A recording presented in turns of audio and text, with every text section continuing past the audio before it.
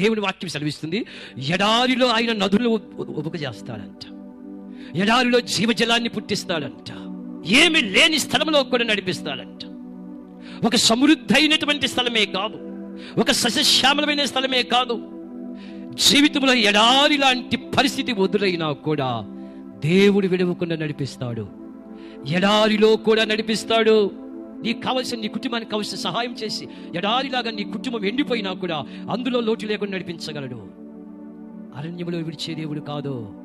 40 సంవత్సరాలు దేవుడు అరణ్యంలోనే నడిపించాడు. హైదరాబాద్లో కాదు, అరణ్యంలో దేవుడు నడిపించాడు 40 సంవత్సరాలు. తినడానికి భోజనం లేకపోయినా, ఉండటానికి విల్లు లేకపోయినా, our God provide everything.